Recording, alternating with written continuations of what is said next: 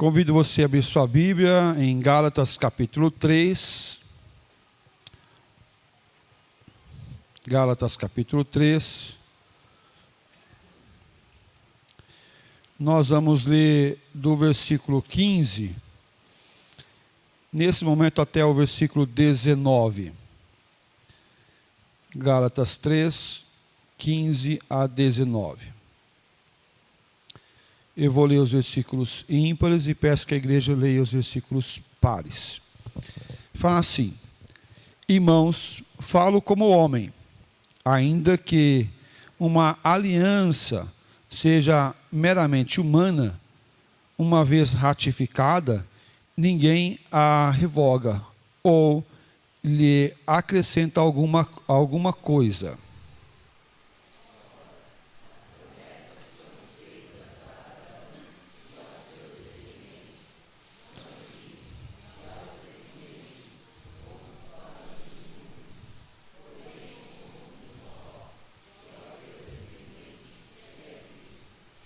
E digo isso, uma aliança já anteriormente confirmada por Deus, a lei que veio 430 anos depois, não a pode abrogar, de forma que venha a desfazer a promessa.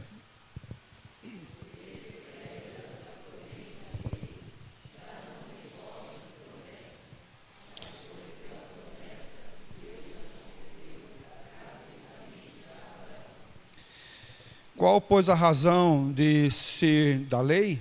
Foi adicionada por causa das transgressões, até que viesse o descendente a quem se fez a promessa, e foi promulgada por meio de anjos, pela mão de um mediador.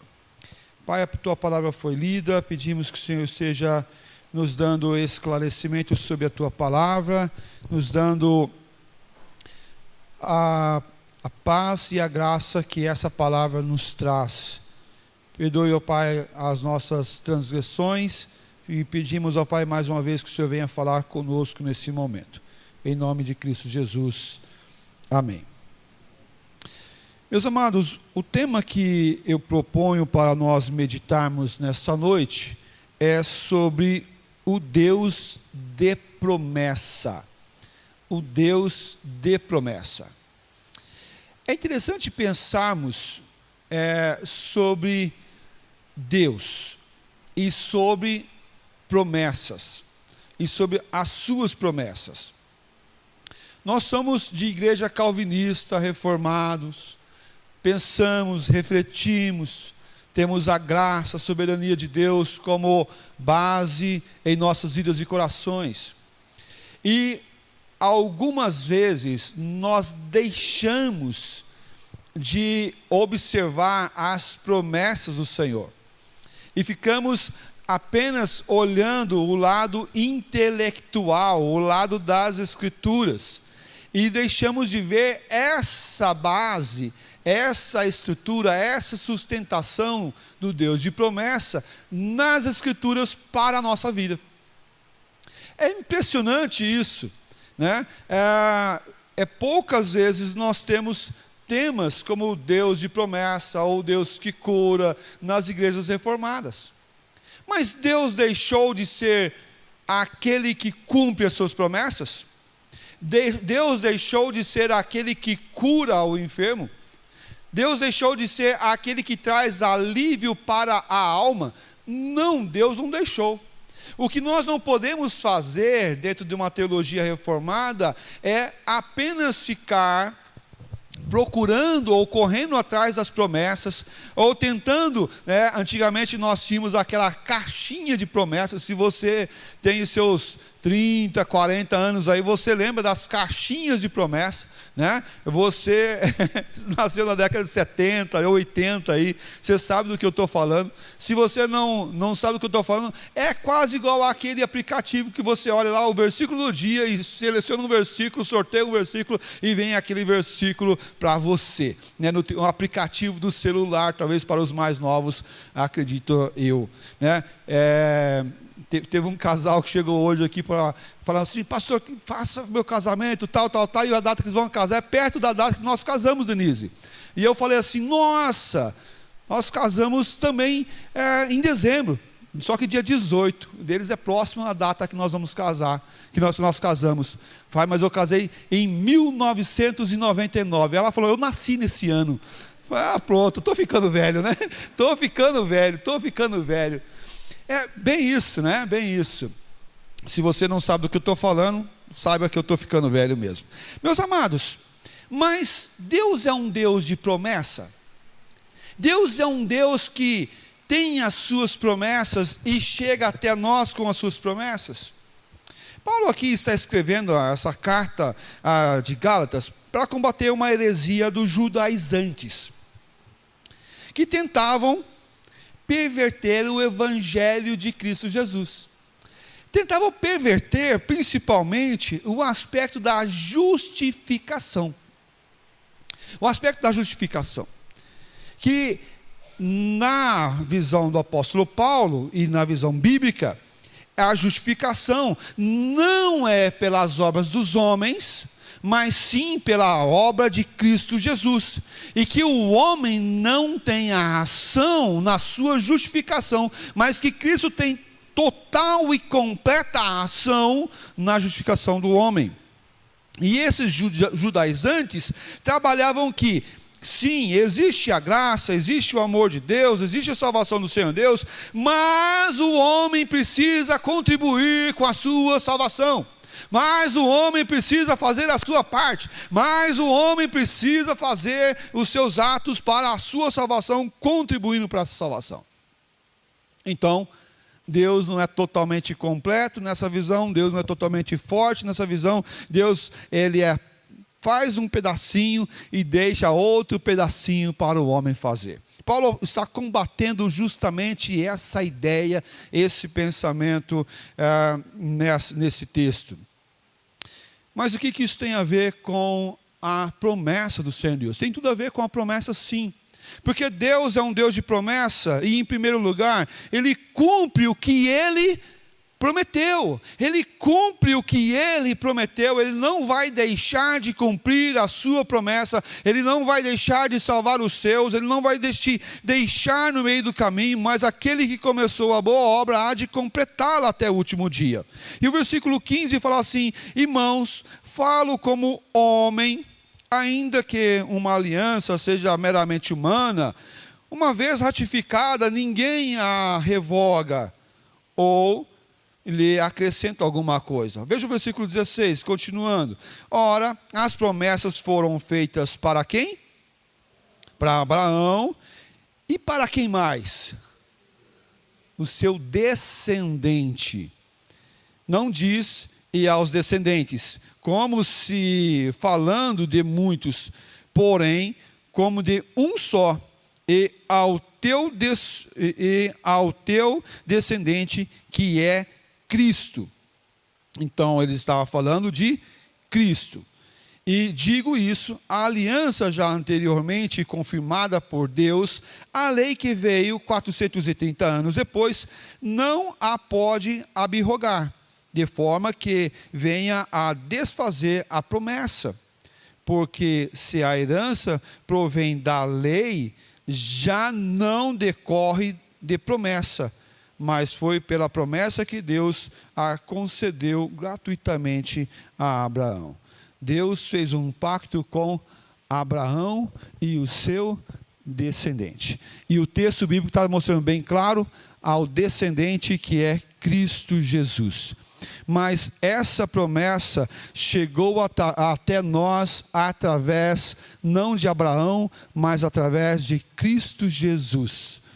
Deus cumpriu a sua promessa. Ele prometeu e Ele cumpriu a sua promessa. Deus quer que todos os pactos sejam honrados. Deus quer que todos os pactos sejam honrados diante dEle.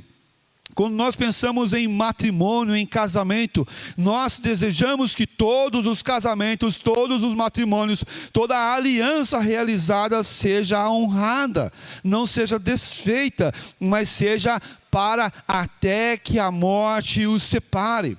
Por quê? Porque sim, é um pacto, é uma aliança realizada entre duas partes. E essas duas partes devem cuidar desse relacionamento. O pacto é realizado em duas partes.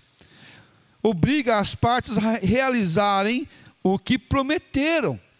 O que nós prometemos? Qual foi a parte do homem? Qual foi a parte da mulher quando nós olhamos para o casamento? Não vimos com bons olhos quando duas pessoas não cumprem o que prometeu. Aquela pessoa não é mais de confiança porque não honrou o pacto, desfez, quebrou o pacto. Mas Deus sempre cumpre a sua promessa. Deus sempre cumpre a sua promessa. João Calvino, no comentário de Gálatas aqui, ele fala o seguinte: se os contratos humanos são tidos como obrigatórios, quanto mais obrigatória é a aliança que Deus estabeleceu. Obrigado, está lá na tela, que chique, hein? Né? Se os contratos humanos são tidos obrigatórios, quanto mais obrigatório, quanto mais é a aliança que Deus estabeleceu.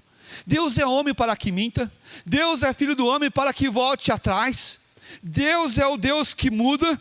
Não é o Deus que muda, mas é o Deus imutável, é o Deus todo-poderoso que prometeu e Ele realiza o que Ele prometeu.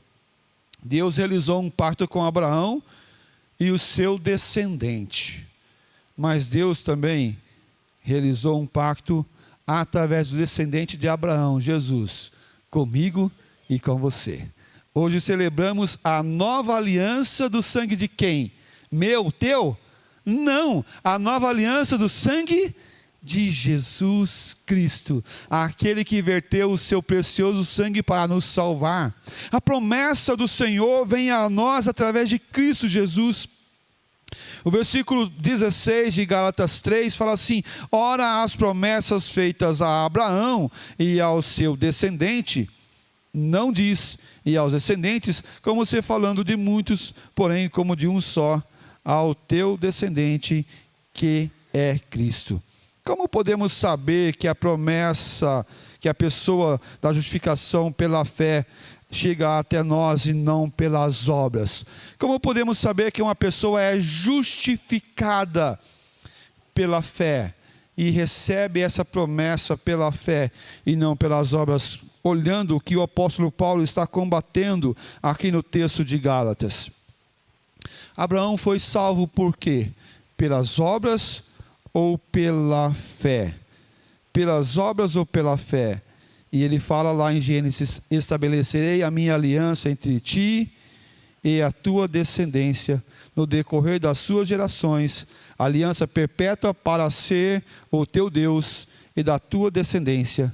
Dar-te-ei a tua descendência a terra das tuas peregrinações, toda a terra de Canaã, em possessão perpétua, e serei o seu Deus. Abraão foi justificado pela fé? Sim. Gênesis 15:6 fala assim: ele creu no Senhor e isso lhe foi imputado para a justiça. Ele creu no Senhor e isso foi lhe imputado para a justiça. Abraão creu? Abraão foi salvo pela fé ou pelas obras? Ah, mas Abraão obedeceu, Abraão cumpriu. Mas ele cumpriu porque ele era bom? Não, ele cumpriu porque Deus fez no coração dele e ele agiu conforme a ação de Deus, a fé do Senhor Deus colocou no coração dele. Abraão não foi usado porque ele era bom. Abraão foi usado porque Deus é bom e porque Deus cuida de nós. Você tem ouvido no mundo secular, no mundo profissional: seja um bom profissional, faça, estude, se aperfeiçoe. No reino de Deus é diferente. O reino de Deus é: seja um bom servo.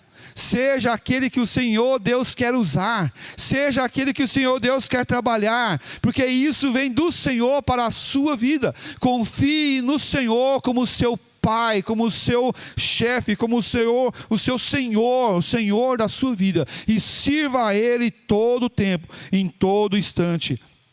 Não deixe de lado, mas sirva. A fé veio de Deus, e como a fé é um dom gratuito de Deus, essa fé veio lá para Abraão no passado, como vem também para mim e para você. O mesmo Deus que deu a fé para Abraão cumprir o que Deus pediu a ele, assim também Ele é o mesmo Deus hoje que chega até nós e nos dá a mesma fé. Os seus descendentes também podem confiar e esperar, assim como Abraão. Romanos fala assim: não foi por intermédio da lei que Abraão ou a sua descendência coube a promessa a ser herdeiro do mundo, e sim mediante a justiça da fé. Pois se os da lei é que são os herdeiros, anula-se a fé e cancela-se a promessa. Olha o que o versículo 14 fala: pois se os da lei é que são os herdeiros, então o que acontece? Se é pela lei, anula-se a fé, cancela a fé, tira a fé e cancela o que mais? A promessa. Então, se você quer viver pela lei, pelas tuas obras, pelo teu mérito, então pode cancelar a promessa, pode cancelar a fé, pode cancelar a ação de Cristo Jesus na sua vida, porque você vai viver correndo atrás para ser salvo. Você vai viver correndo atrás de merecer pelos seus atos. E aí eu vou fazer uma pergunta para você. Se fosse possível, de alguma forma, eu e você cumprirmos a lei para a nossa salvação, precisaria Cristo descer do céu, abrir mão da sua glória? Precisaria Jesus viver nessa terra, pisar nessa terra de pecadores, sofrer as injúrias, ser cuspido, ser transpassado, ser chicoteado, ser crucificado, colocar-se uma coroa de espinho na sua cabeça, receber os nossos pecados na sua vida? Se pudesse de alguma forma eu e você realizarmos essa ação de salvação pelas nossas obras, Cristo não iria vir sobre a terra. Cristo não iria pisar nessa terra. Cristo não seria cuspido, não seria humilhado, mas nós seríamos. Não é possível. Sem a promessa, sem a fé, não é possível. Então nós cremos o Deus de promessa, que cumpre a sua promessa. Creia nesse Deus, sirva esse Deus, trabalhe nesse Deus, confie nas promessas do Senhor Deus. O Deus de promessa, e em segundo lugar, trabalha para que tudo aconteça. Deus trabalha para que tudo venha a acontecer. E Deus sabe o que está fazendo. Deus sabe o que Ele está fazendo. Deus não perdeu o controle da história. Talvez em alguns momentos na nossa caminhada a gente tenha essa impressão. Talvez ao passar pela noite da tempestade você tenha essa impressão. Talvez ao passar pelas as dificuldades dessa vida você tenha essa impressão. Parece que minha vida perdeu o rumo, parece que não tem mais sentido. Parece que as coisas tudo estão acabando. E veja só o que diz os versículos 19 e 20. Fala assim: qual, pois, a razão de ser da lei? Foi adicionado por causa das transgressões, até que viesse o descendente a quem se fez a promessa. Ele foi promulgado por meio de anjos, pela mão de um mediador. Ora, o mediador não é de um, mas Deus é um. Deus, Ele faz tudo para a sua promessa acontecer. aonde foi dada a promessa de vir Jesus Cristo na terra para esmagar a cabeça da serpente. Aonde? Em Gênesis. Lá no nascedouro do mundo. No nascedouro do mundo. Em Gênesis. Aonde apenas havia 2 seres humanos sobre a terra. Nessa terra de meu Deus, aonde habitam milhares e milhares e milhares de pessoas. Aonde milhares e centenas de milhares já passaram sobre essa terra. Apenas havia 2 seres humanos, Adão e Eva. Foi feita a promessa da vinda de Cristo Jesus para ser a nossa salvação.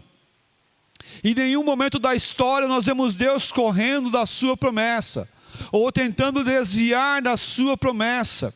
Mas as Escrituras vai dizer que no tempo certo, na plenitude dos tempos, Jesus Cristo veio sobre a terra para cumprir e para realizar a promessa que Deus realizou lá no Jardim do Éden. Para realizar a promessa que Deus realizou naquele tempo, naquele momento onde apenas havia 2 seres humanos sobre a terra. A promessa é superior à lei. A lei revela o pecado, mas não remove o pecado. A lei mostra onde eu estou errando. A lei mostra as falhas. A lei mostra as nossas transgressões. Mas a promessa dada para nós é a salvação do nosso pecado. Deus é o Deus que realiza na sua história, na história do ser humano, o processo da sua redenção, o processo da nossa salvação, porque Ele é um Deus que cumpre as suas promessas. Romanos fala o seguinte: porque até o regime da lei havia pecado no mundo, mas o pecado não é levado em conta quando não há lei. Por quê? Porque a lei mostra o pecado. A lei revela o pecado.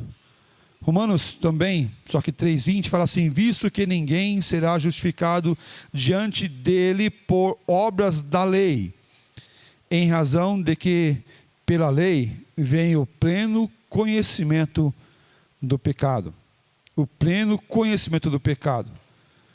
Agora 4:15, porque a lei suscita a ira, mas onde não há lei, também não há transgressão. Se não é proibido, é permitido. Mas por que tudo isso, pastor? Porque Deus, Ele, para nos justificar, primeiro Ele mostrou por que deve nos justificar.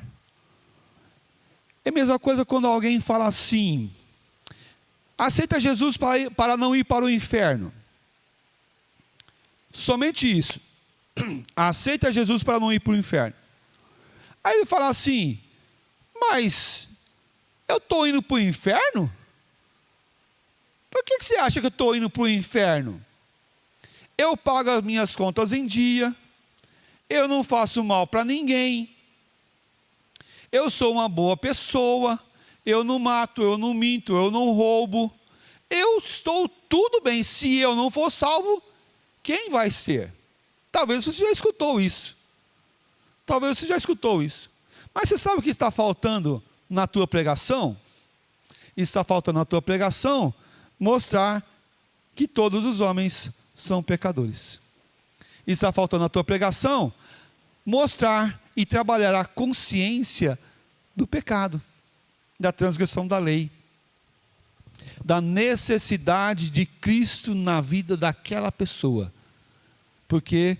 Porque se tem pregado o Evangelho somente das boas novas, e não da consciência do pecado, para que as boas novas tenham a sua justificativa. Porque quando o homem entende que ele é pecador, quando o homem entende que ele é falho, quando o homem entende que a lei mostra o pecado, então agora precisa vir Cristo Jesus para nos justificar. esse mediador, que é Cristo, trabalha a sua redenção, o seu amor e a sua graça. Romanos 7:7 fala assim: que diremos, pois, a lei e o pecado? A lei e o pecado? De modo nenhum, mas eu não teria conhecido o pecado, senão por intermédio da lei. Aquela pessoa que fala que se ela não for salva ninguém será, porque ela não conhece o pecado, porque não conhece a lei que mostra o seu pecado. E aqui está a base para nós. Pois não teria eu conhecido a cobiça, se a lei não dissera, não cobiçarás. A lei foi temporária e não permanente. Deus, para mostrar e para cumprir a sua promessa na história, Ele mostrou para o homem a necessidade que o Senhor Deus tinha, que o Senhor Deus tem para a vida do homem. Meus amados, eu quero concluir nossa mensagem dessa noite olhando Romanos 10:4. Porque o fim da lei é Cristo, para a justiça de todo aquele que crê. O fim da lei é Cristo, para a justiça que todo aquele que crê. Deus é o Deus de promessa. Ele prometeu, Ele cumpre. Deus não muda. Mas a principal promessa que Ele faz a nós é que Ele vai nos salvar. A principal promessa que Ele nos dá é que Ele vai estar conosco. A principal promessa que Ele vai nos dar é que vamos passar por aflições. O grande problema do homem é que ele quer uma promessa de não passar por dificuldades. Ele quer uma promessa de não passar por dores. Ele quer uma promessa de não passar por lutas. Ah, mas Deus não é Deus de promessa? É verdade. A promessa dele é que vai estar conosco até o final. A promessa é que nós vamos vencer o mundo. A promessa é que nós somos mais do que vencedores. Por quê? Porque Ele, através do seu Filho Jesus Cristo, nos purificou de toda a impureza, nos transformou, nos tirou das trevas para a sua maravilhosa luz, e que vai cuidar de nós até o grande dia, até o dia final. Não desista, não desanime, saiba que o teu tesouro está guardado junto ao Senhor nosso Deus, que é um Deus de promessa.